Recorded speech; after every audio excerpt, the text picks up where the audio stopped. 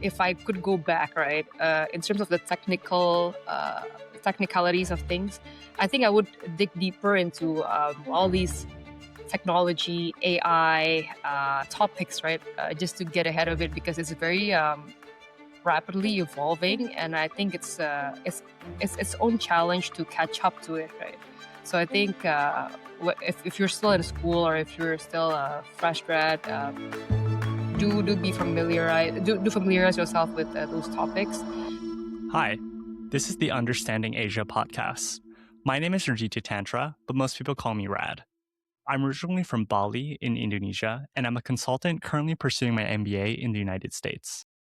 I started the Understanding Asia podcast to explore stories from leaders across Asia who I want to learn from. Through these conversations, I aim to share the hard-earned lessons they've gained throughout their careers and build a community centered on professional growth in Asia, no matter where in the world you're listening from. On today's episode, we have the pleasure of speaking with Nasya Putri. Nasya is an economic advisor to the Government of Indonesia, where she helps advise current President Prabowo Subianto on shaping the country's economic policy. She graduated from the University of Indonesia, which is one of the country's top universities, before starting her career at McKinsey's Jakarta office. In our conversation, we discussed her motivations for entering her role within the government, the indicators that signaled to her it was time to move from consulting, and her perspective on what it will take to drive economic prosperity in Indonesia from within the public sector. It was a really interesting discussion, so be sure to stick around for the entire episode. If you enjoyed today's discussion, please rate and review the Understanding Asia podcast wherever you listen, and follow us on social media at Understand Asia Podcasts. That's at Understand Asia Podcasts. Our DMs are always open for feedback and new guest suggestions, so please feel free to reach out. Without further ado, let's jump right into our conversation with Nasya Putri. Okay. Hi, Nasya. Thanks for joining the podcast. Thank you so much for having me. I think it's an honor. Yeah, of course. Thanks for being our first episode on the Understanding Asia podcast. It's an honor to sort of reconnect again after a couple of years since I last reached out when I was first interested in consulting. So it's a good chance for me to reconnect personally, but also for the audience to get a sense for sort of your life story, what you're doing today, and sort of get perspectives on understanding Asia and understanding Indonesia specifically. So maybe we can start firstly with sort of your background or early journey. So can you walk us through basically your life story? Where did you grow up? How did you get to where you are currently? Okay, sure. So I was born in a typical suburban family in Jakarta, a family of four. I have one older brother. My mom is a housewife. She was a housewife, still is a housewife, a very good one. My father works in the banking industry for quite some time now. I think he's been in the industry for 30 plus years. He is currently still active in the financial sector space, and I think that's how I picked up my interest for the financial sector, um, especially in banking, right? And also growing up, I think my family, both my parents, are very supportive of my engagements or my interest that is in a variety of things. And so I'm like a typical girl where, like one day I wanted to be a doctor, and the next day I wanted to be a fashion designer, and the next day I wanted to be an investment banker, right? So I was never really, passionate in one thing. But I do know that the financial sector industry, right, or especially banking industry, is very interesting because my father likes to bring me to his office as well. Interesting. So I think there was a pivotal moment in my life where, when I was in middle school, where my father went into my room, right, and he asked me this very important question. So Nasya, what do you want to be, right? Because I wanted to organize, or I wanted to manage your higher education. So he was organized like that, right? So I was in middle school, and then this was, I think, back in 2010 or something, right? And he wanted to organize, like where I should go to for high school, for university. And so I think when I was faced with that question, I didn't know what I wanted to do. I said to him, I don't know, Pa, but I wanted to maybe be a banker, right? So it was just like a very off the beat kind of question. Um, and so, but he told me, okay, so I think I know how you are, right? I know your character. I think you're too dynamic, quote unquote, to be in the traditional banking position or traditional banking role. And then he said to me, open up your laptop and go to this website called McKinsey.org. So he told me, I think you should. And then we looked through the pages, right? And then we click on the page Jakarta. And then he said, see, they have this financial services line. Why don't you try and apply there later when you graduated? And then at the time, I wasn't even familiar with the concept of consulting, right? Because it was not like Mhm. today where, consulting was the stuff, right? But like back in 2010, I think not a lot of people know about consulting. But Mhm. my father did, I think, for one or two reasons. And then we saw this page on financial sector services. And then I said, okay, I just say, okay, right? Okay, maybe this McKinsey thing is where I should aim for. And then I think the rest is history, right? Because afterwards, all my school, all my subjects, all my universities, I think was customized to become like the next McKinsey consultant. So when I graduated high school, I think not a lot of people know this, but I took a gap year. I studied in France, in Paris, for like 6 months, just because, right? Just because I wanted to know, the language, the history, the art. But afterwards, I directly come back to Jakarta, and then I went to the University of Indonesia. At the University of Indonesia, I took this double degree program where you spend 2 years in Indonesia and then 2 years in uh, another institution abroad, right? And I at the time I chose the University of Melbourne.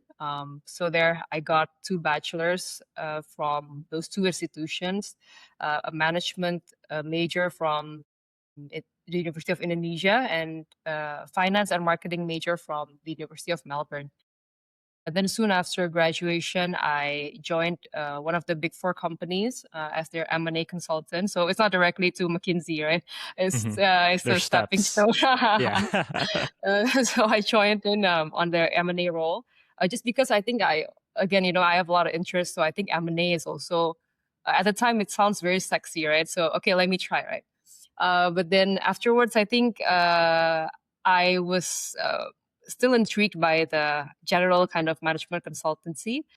So I joined BCG soon after as their project specialist. And a project specialist, in I think it's like a Jakarta specific role where it's basically a contract role, right?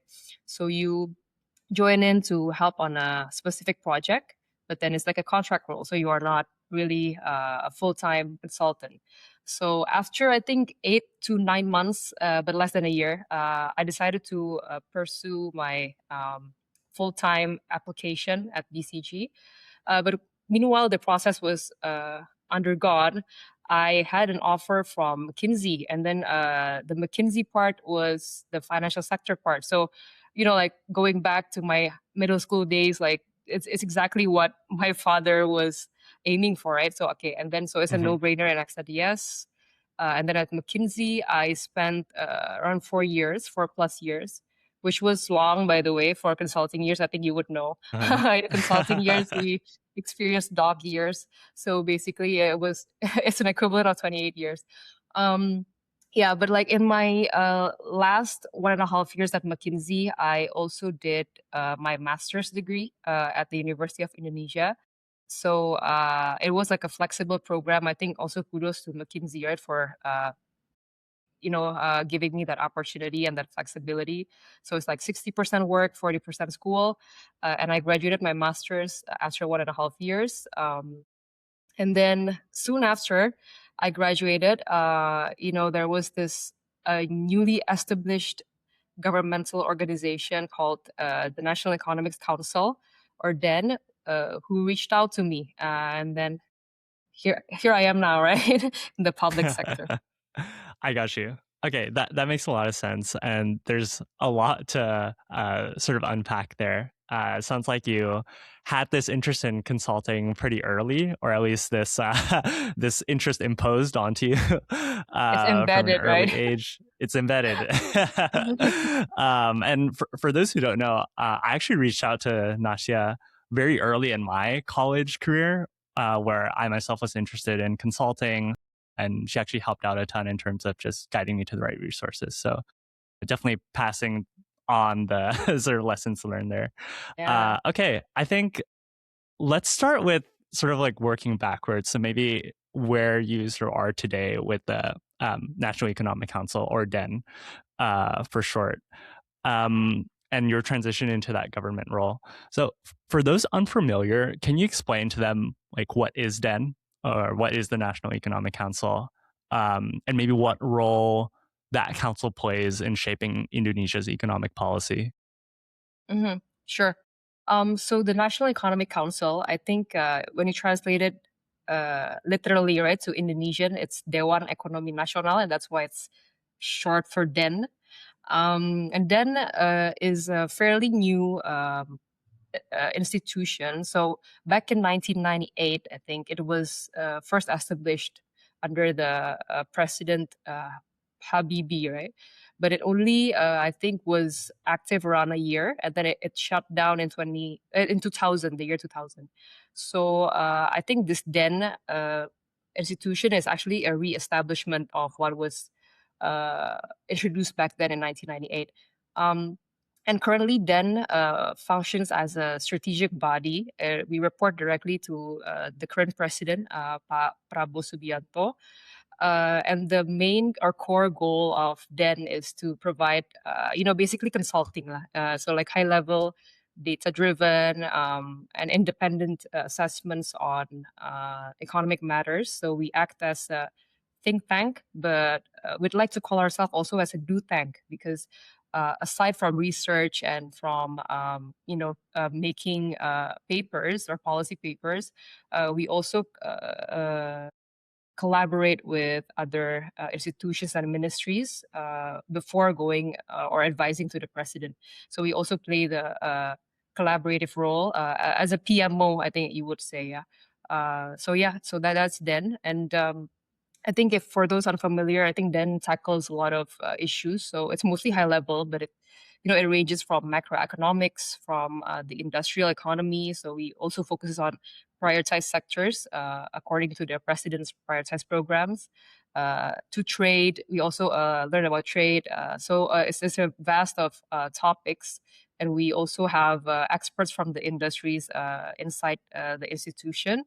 Um, but I think ultimately the goal of DEN is to ensure that the various ministerial initiatives, and also I think the BAU programs that are currently running in Indonesia align to the president's vision, and the execution is also well rounded. Mm-hmm. What are BAU programs, and maybe like what are some Yeah. of the outputs or like things or initiatives that have come out of DEN specifically? I think that's something Sure. I'd be curious to understand better. Yeah, yeah. So I think the products, right, the deliverables, if we would like to say, in consulting, yeah, the deliverables for DEN is uh, various of deliverables. Yeah, so I think one, we do regular economic updates. We also send this to the president, so the president will be aware of what is going on, right? And then we also produce draft policy papers. We give researches also in the public. You can look at it in the website for Dewan Ekonomi. Um, and then I think some of the initiatives, right? I think before we go there, I think it's important to set the stage that DEN works at the core of DEN is to align with to support the president's prioritized initiatives. In Indonesia, we have this eighth presidential program called the Asta Cita, right? But I mean, the Asta Cita priority programs includes a lot of things, mostly on the downstreaming, and then digitalization also. And then I think you've also heard about the president's priority programs on the free meal program or MBG, ya, makan bergizi gratis. So those are the examples of the core priority programs that then help support. And I think I'd like to share, I think, a few initiatives that have come out of then. I think Yeah, one, sure. we've done uh, a few researches on the labor-intensive industries. So, for example, textile, or we're now going into electronics. So, we do researches on, okay, how do we accelerate growth in these labor-intensive sectors, because that's what Indonesia, or what the president is pushing on forward also. And then I think aside from that, there's this in terms of digitalization. Also, you are in AI, right, Raditya? So I think you'd be interested in this. In the concept of the government technology, or GovTech, I think we're pushing forward this pilot on digitalization for the fiscal incentive, or bansos, a social security, a social subsidy program. So we're doing a pilot in the region of Banyuwangi, where, so all the data about the fiscal incentive is now integrated from multiple ministries and multiple institutions, and then integrated by AI, so they can see, who is actually um, not deserving of the subsidies, and who is actually deserving but is not included. So all that exclusion and inclusion error Hmm. is now helped by AI. And so I think the pilot in Banyuwangi was actually very successful. Yeah. So they, a lot of exclusion errors were limited on that pilot. And then I think Hmm. another initiative that comes out of then is the in Indonesia Financial Center. So Indonesia Financial Center, I think the name it's not yet set on stone, right? I think it could be something financial center, but the idea is uh, to have this concept of a financial center in Indonesia to attract more FDI. So it's something similar like the Dubai International Financial Center, or Singapore maybe as a financial hub, right? Hmm. Yeah, so those are I think the highlights of what we did in the past 1+ year. I think we're going into 1.5 years this month. Oh, I when your got you. podcast comes out, yeah. That's super cool. Um, I think that's really awesome. Like these different initiatives, and it's very clear on paper how they will sort of advance Indonesia forward. Maybe I want to talk a little bit about like implementation. So, like you mentioned, for example, the pilot in Banyuwangi, sort of leveraging AI. Maybe if I can dig into some of the uh, maybe barriers to implementation for some of these different initiatives. Obviously, they might not be consistent across different initiatives, but if you can speak to some of the sort of biggest barriers to implementing any of these initiatives on, especially a national scale, uh, economic wise in Indonesia, can you share a bit about those like barriers and what they are? Sure, yeah. I think barriers in terms of implementation, or even the formulation of the strategy, right? I think it's quite universal. I think one, I mean, it's universal, but then it could also be a barrier, or like maybe it's not a barrier, yeah, but it's like a challenge, I guess, that is Indonesia specific because of a few reasons.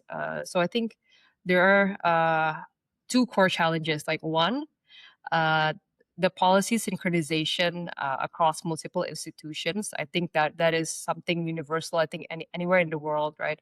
Synchronization would be a challenge, but I think especially in Indonesia, it's quite challenging because Indonesia, I think, in the nature of the geographic landscape, right? Indonesia is an archipelago, so I mean, even geographically, you are distributed or decentralized across regions and then provinces. So there are a lot of layers on that part. Um, so sometimes when you have a beautifully designed macro policy, say from the central government, the challenge will be how you can trickle that down effectively and efficiently to all these places, right? And how to again monitor back to the central government, if it's implementing well, or if it's not, like say the free meal program, the MBG, right? The idea of that is that now all the school children in Indonesia, and also I think pregnant women, right? They are given out a free lunch, and that the free lunch were supposed to be distributed and produced by a central kitchen in their area.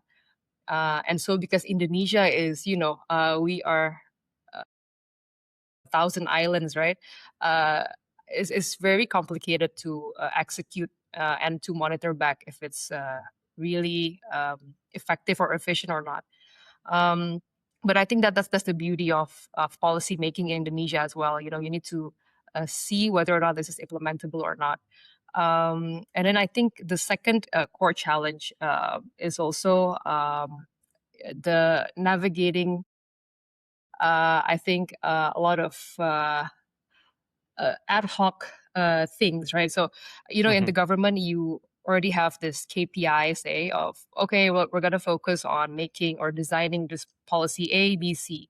But then again, a lot of geopolitical tensions, right, come in, like all the Hormuz or the plummeting oil prices, the currency prices for Indonesia against the USD, stuff like that. So, Hmm. I mean, in terms of the day to day, I think we are also challenged to tackle those things that are, of course, inevitable. But I think it's specifically to the government. I think it's a very direct impact. So especially at then, you need to uh, be able to tackle that on a day to day basis.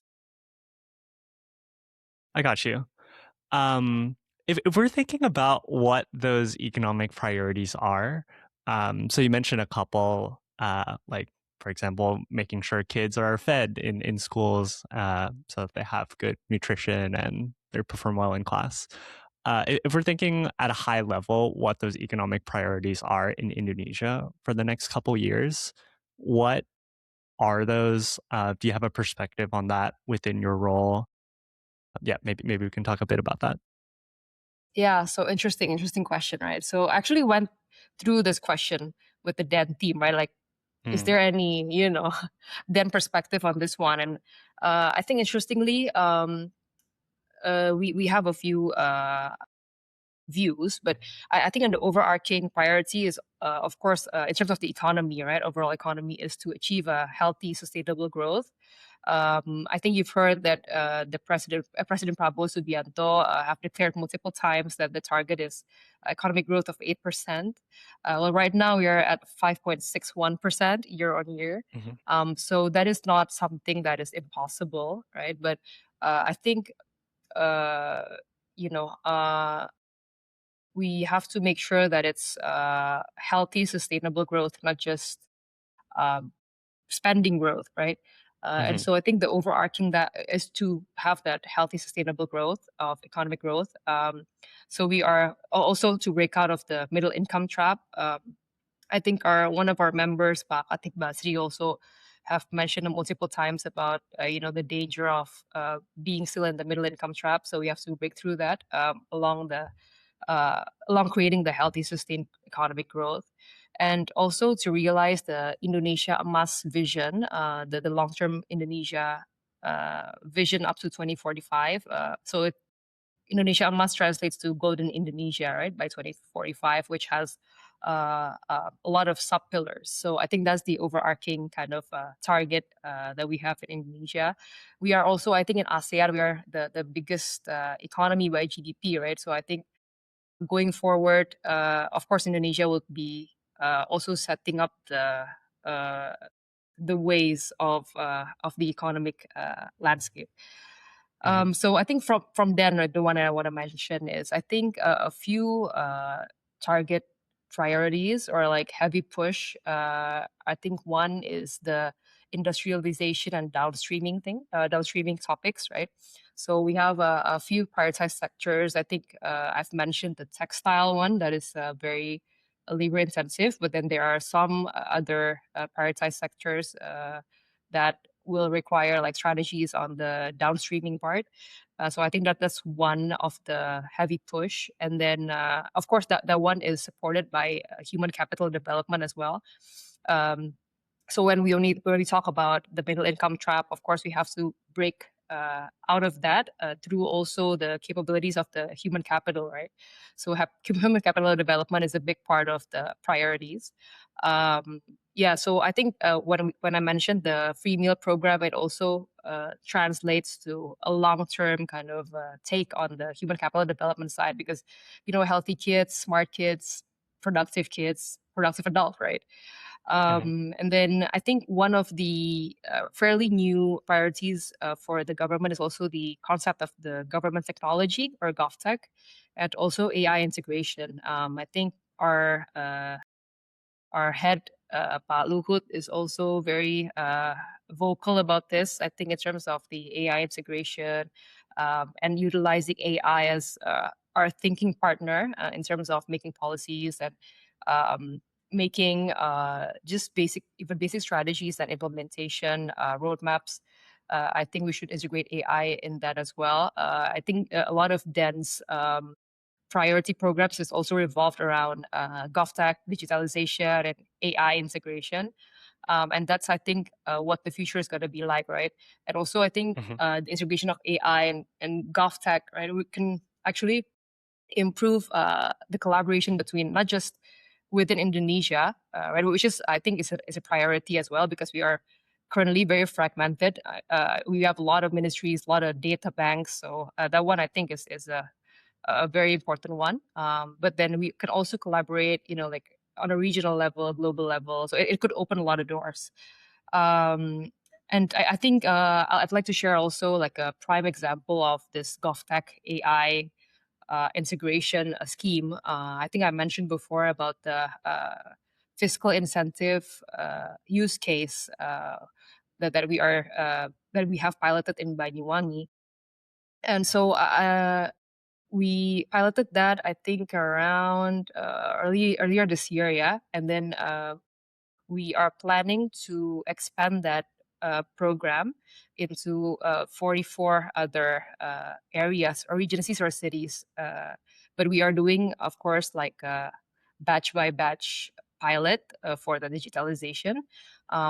And it went really well. So by incorporating AI and data targeting in the regional pilot in Banyuwangi that we did, we can reduce exclusion errors from around 77.7% to 28.2%. So I remember this vividly because 77 to 28 is a lot of reduction in the exclusion error. Yeah.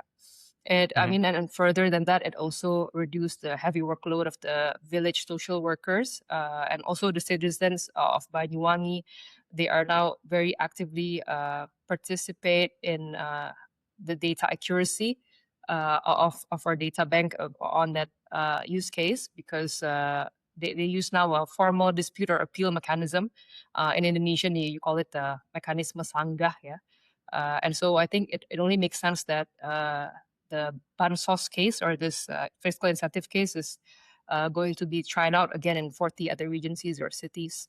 And our lead or our chairman, Pak Luhut, was also very vocal about the success that we had at Banyuwangi and the process that goes before the pilot, right? Like the integration of the data from multiple ministries. It was unimaginable before, right? I mean, before every ministry is in Indonesia and maybe in other places, right? It's quite siloed and fragmented. But with this pilot, I think it changes the way people think that, oh, okay, actually, data integration using AI, digitalization is actually very, very. Mhm. Yeah. Again, I think there's a lot to unpack there. Maybe if I start at the highest level, you mentioned a lot of strengths, but also maybe some inherent weaknesses that Indonesia has as a Uh-huh. country.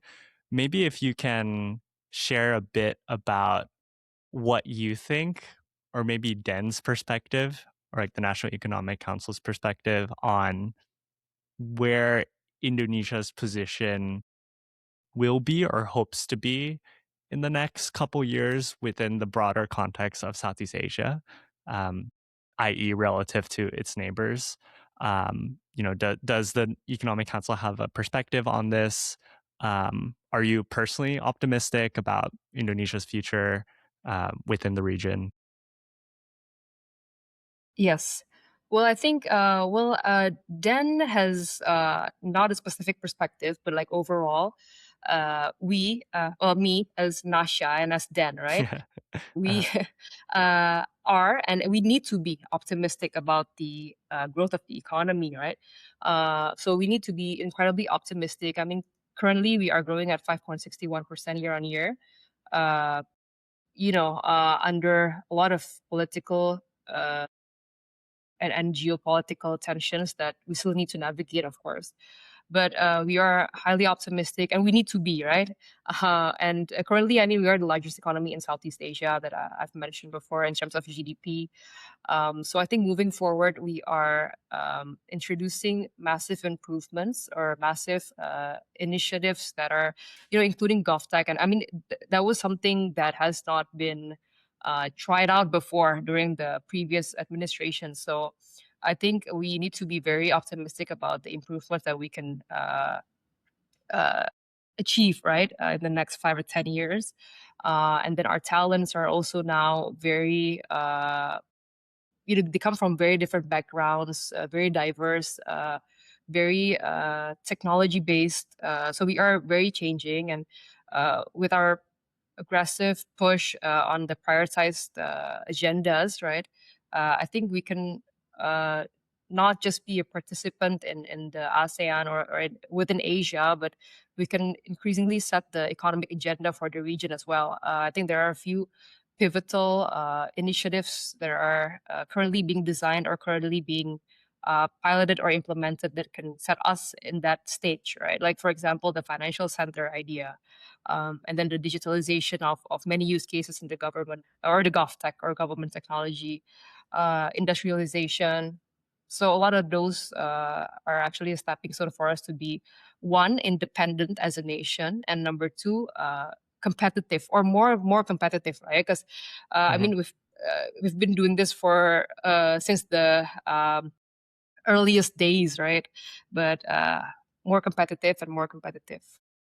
Yeah. Yeah. Very, very optimistic, personally as well for me. Mm. Um, Maybe if I can switch gears a little bit to talk a bit about your like personal career reflections or Mhm. choices. Maybe I can start with the transition to this role within the Indonesian government.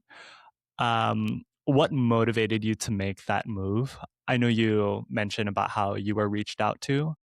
Um, at that point, were you already considering leaving consulting? And what motivated you to sort of take that step into government role? Yes. Well, I think first of all, my experience at McKinsey was very rewarding, right? And I think it sets me up some life skills. Of course, I think Raditya, you also now experience that, right? There are some skills or some skill sets within consulting that you just can't get anywhere else. The For way of sure. how you think, right? Like structured thinking, making frameworks, stuff like that, right? Also working under Hmm. pressure, stakeholder management. So things like that actually it's just a skill for life. But Hmm. within McKinsey, I think so those are the skills. But then in terms of the uh, knowledge, right, or the expertise that you build on that part, I think it's mostly sectoral, right? Like for me, it was financial sector, but also within financial sector, I think I service a lot of SOEs or state-owned enterprises, right? So I was very much exposed to the public sector in a sense, right, in Indonesia.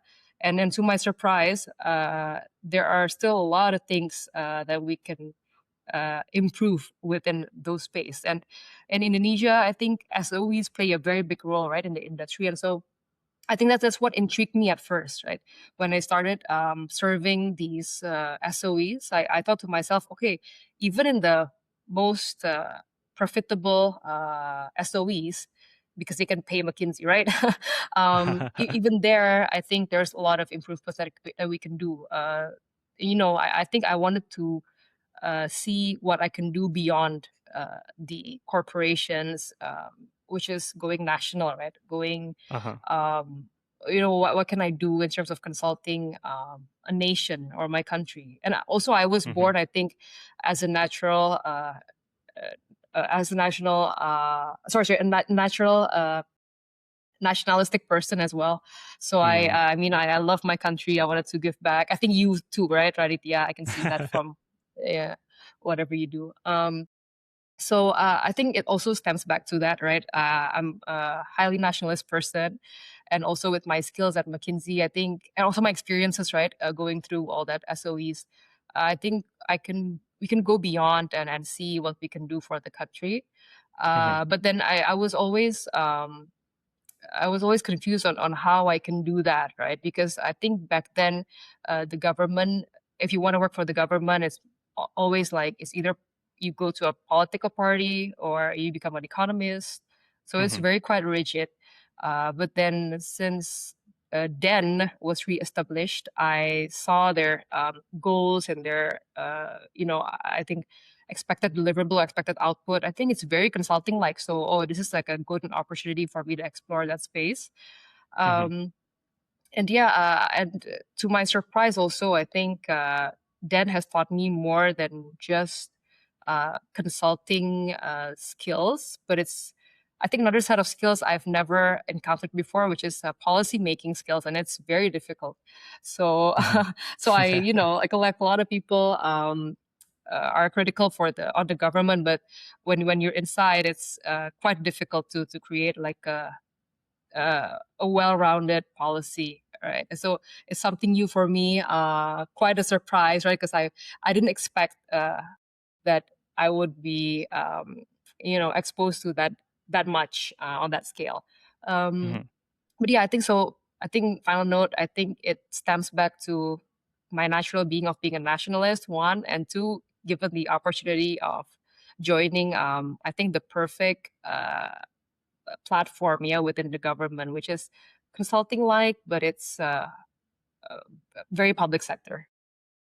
I got you. I think there's a lot of Indonesians or maybe Southeast Asians or maybe anyone who calls any emerging market home. Like there's an inherent or strong desire to contribute. And I, recognize this from other people I speak to, whether it's like Mhm. around my age, maybe younger. Um, for folks who are wanting to sort of contribute to their home country, obviously government is one path, but were you considering other career paths at the time?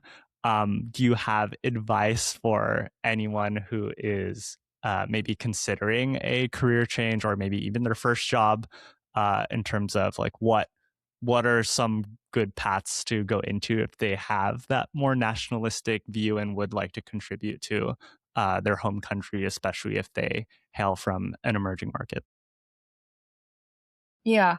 So I love this question, right? Because to my surprise, I think the landscape has changed a lot from back then when I was looking for jobs, right? Which is I think it was not long ago, right? I'm not that old. It's like 20 or something, right? Sorry, Hmm. 2019 or something. But it has changed a lot. I think the landscape of the even on the public sector space or public sector or semi-public sector, I would say, the landscape has changed quite a bit. So I also actually wrote about this on my LinkedIn post because I was surprised on the landscape of the public sector in Indonesia, especially. I mean, back then, if you wanted to be in the public sector space, you either become a politician or an economist or I don't know, in the army, something like that. So it's quite very rigid. But I think for now, there are a lot of platforms and a lot of new spaces where you can contribute. So like for example, Dan, right? Dan is one example. We have people from various backgrounds, or Danantara, or newly established sovereign wealth fund, INA. So there are a lot of platforms within the public sector or semi-public sector that is very welcoming to people with various backgrounds. So if you ask me, are there like tips and tricks? I think just like ride the wave, follow where your path is, because if you have a talent or a skill, or skill in a specific kind of area, I think it nevertheless it will be useful for the public sector, right? Or for you to give back to the country. I think now the instruments for you to give back is quite ample. It's quite different from back then, right? So I think you could pursue almost any interest and still serve your country, whether you are in tech, right? I mean, a lot of people now have worked in a fast paced startup. It's still very much relevant. If you've been in consulting, if you know how to do structured thinking, you can do pretty decks. You're very useful. Or even like if you are in creative fields like marketing, design, there are a lot of spaces now where they need you. Say maybe the Ministry of Tourism or the Danantara, right? They need a lot of marketing, really good design. So every discipline, I think, have a role to play in the public sector. It has changed quite a bit. We are very open now. I think the public sector now is, I think, but they will potentially lost their touch of having this public sector person, right? Because I think back then, I think you're also familiar. Like if someone worked for the government or in the public sector, you can almost sense, right, just from the looks. Oh, this is a guy from the government or from the public sector. But now, I think it's we are very well merged. So I mean, you can be, you can wear your Patagonia vest and you still work for the public sector. So it's very much diverse. Welcome to every background. I think that's one thing I'm very proud of Indonesia, right? We are very open to new talents and I think even more than what I expected. Yeah. And so I think no boundaries. Uh, but what does matter though? I think aside from that, skill set and whatnot, is you have to build a solid foundational background. Like whether you are uh, good in consulting, say, or like good in investment banking, you have to be good at something, right? So you have to Hmm. know something about everything, but everything about something, and something about everything, stuff like that, lah. So I mean, you can gain this through formal or informal education, and try to get a good mentor, so that you know how to navigate things, right? And yeah, and I just be active. I think active to seek out space and opportunities to make a difference in the country. Yeah, I think this is all really beautiful advice. Sort of like going deep on one thing, being an expert in it. It sounds like you can almost spin this in a way that you can contribute to your country, and any sort of contribution, as long as it's honest and very like it will advance some kind of thing, industry or topic within a country. That's enough to say that okay, you're contributing to your home country. I think that makes a lot of sense. Maybe if we're talking about Indonesia specifically, and this is a question that I'd really be interested to know, maybe nowadays, would you say there's any skill or mindset that is really relevant to being successful in Indonesia today, if you're a young professional? Like, is there something Yeah. that you think young professionals should know to have early success in their career, whether it's a skill or just a mindset that they should adopt? Okay. What's interesting is because this question is Indonesia specific, yeah. Yeah. But yeah, so I think the word, right? I mean, the type of scale or mindset is very universal. It's I think for me, it's adaptability and flexibility. But when given the Indonesian context, right, I'll tell you why it's very Indonesian specific. So I think those two, right, adaptability and flexibility is the most important qualities that you can have as an Indonesian, or if you want to succeed in Indonesia, because when you know the ways of working in Indonesia is quite various, right? So it depends on where you are. I don't know if this is also um, familiar in other spaces, but I think especially in Indonesia, the landscape or the way of working differs from, say, if you work in a private sector versus public sector versus semi-public, which is like an SOE. So the landscapes are very different. The ways of working are very different. The people are very different. So the people that you're gonna work with are gonna be very different. Um, and so I think being adaptive and being flexible in the ways that you work or that you perform, say, will be very, very good. I think it will be kind of like your master skill. Um, I mean, I think the way you can measure that is, say, you are liked by a lot of people from different types of line of work. I think that there would already be a checklist, right? So being liked, I think likability is a major quality in Indonesia as well. I mean, Indonesians are, we come from various backgrounds, various cultures. We have a lot of characters, right?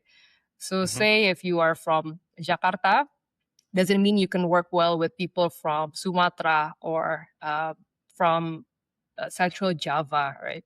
So being a real Indonesian, I think, is being adaptive and flexible, and realizing that Indonesia is it's not just Jakarta. So if you can if you can work together with a lot of different people, different cultures, different ways of working, I think it's already you're already successful in a way, because Hmm. people trust you and people like you. I think it is the basis of trust, right, and of responsibility of everything. And in Indonesia, if you understand that people are various, right? We are very I think one of the most various sorry we are a country with the most various cultures, right? Yeah, and so I think if you want to climb up that ladder, I think you should be a likable person. Yeah, so I think that that's one of the skills, yeah, two of the skills. And then the mindset part, I think in Indonesia you should be overly optimistic. Personally, like people now joke that if you are an Indonesian citizen, you will have a space saved up in heaven, right? Because you're very patient, stuff like that. But so being Indonesian, I think if you want to succeed here, your mindset should be overly optimistic. You have to understand that our challenges are quite different from other countries, just because again we are an archipelago. It's very difficult to govern or to make everyone happy, like, yeah, in an archipelago kind of setting. So you have to understand that and have to be just overly optimistic about the growth of your country. So whenever there's good news, say like the financial censure, the digitalization of the Bansos program, be happy about it, be proud about it, because small steps will lead to big steps, right? And so that's how you succeed in Indonesia. If you have this pessimistic mindset, I think it will kill you before you even start. Hmm. Yeah, I think that makes a lot of sense. I really like the comment about diversity in Indonesia, because obviously, like the work experience that you have in the country is maybe more than mine.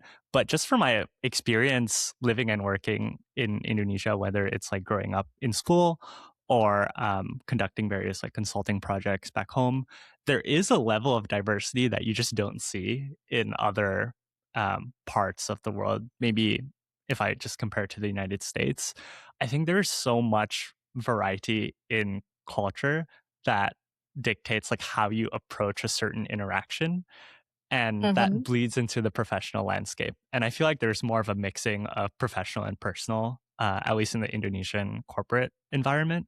So I Mm-hmm. think that's a beautiful like piece of advice for people to take away.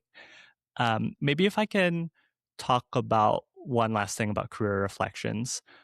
If you're looking at your early career, like the path you took to get into McKinsey and eventually go into this government role, is there anything you would have done differently looking back that maybe our audience can learn from?